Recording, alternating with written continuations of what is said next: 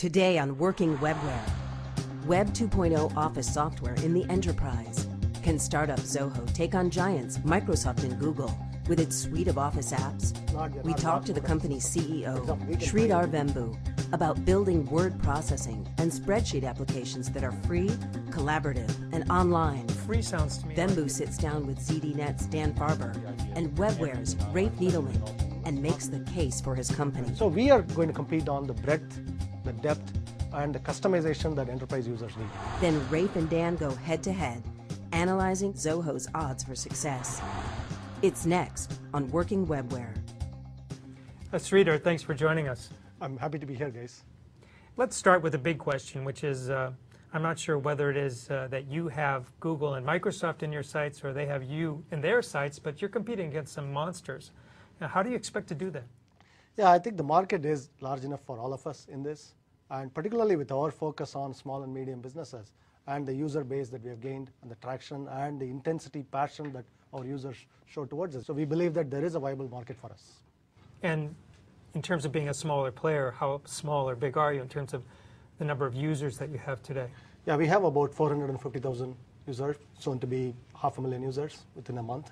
And it's the enthusiasm, the repeat nature of the user base, and the kind of stuff they're asking, the support questions. If you can look at our forums, that engagement, that's what gives me a lot of hope. Are you going to leave the majority of the applications free or try to monetize For all of them? personal users, personal use, it'll always be free. All the apps are free, including CRM. No advertising?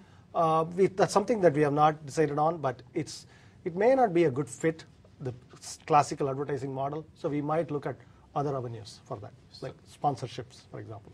Which is a form of advertising. It's a form of advertising, but it's not changing all the time when Now, a user comes. Your competitors are for pay products, so it's obviously a way to try to gain market share by being free, but you have, 14 applications, a very broad suite, far broader than what Google has and even broader than what Microsoft can deliver.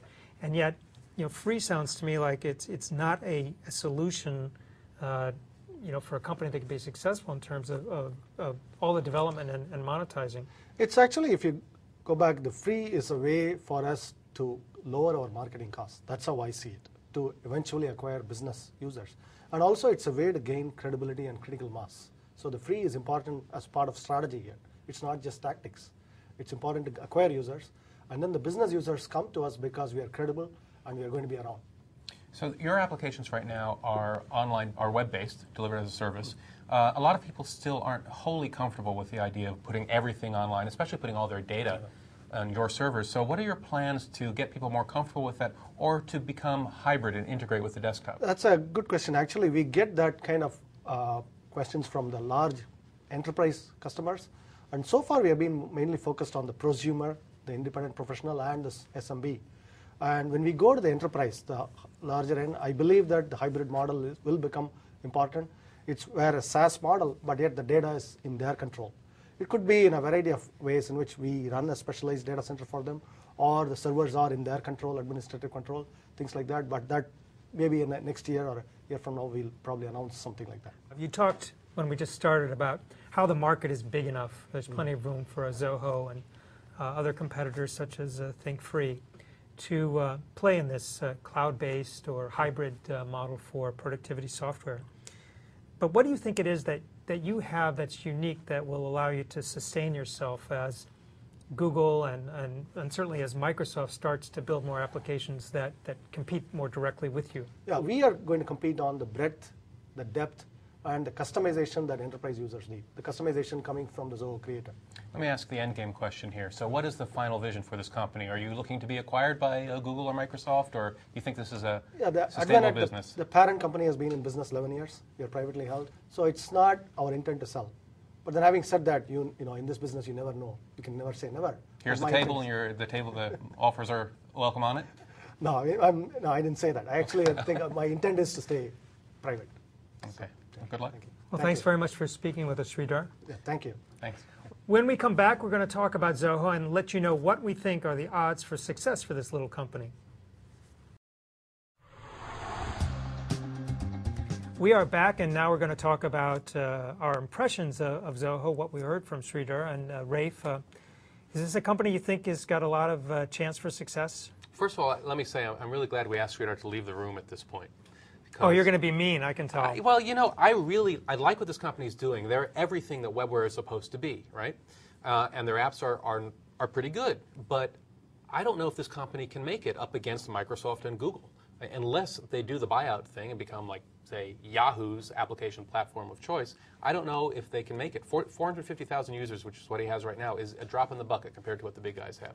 Microsoft has a lock right now on small business productivity, and Google, with its vastly simplified but really excellent collaboration products, I don't know if Zoho can get into that market and establish the presence that it needs to succeed. I tend to agree with a lot of that, but I think that Sridhar, he was talking about small business and medium-sized business. He wasn't talking about going after hordes of consumers because he cannot compete with Google on that front or even Microsoft. And I think the bigger challenge for his company is if you're going after that market, which is really hard to address because even with free and viral, you still need channels to reach those kinds of customers. And I would think that Zoho would do better riding the back with some partners like, let's say, NetSuite, to go into companies and sell as a whole integrated kind of suite where you just kind of bring it in, put it on an appliance, and go. And I also think that at some point Microsoft is going to rear its head and come out with a suite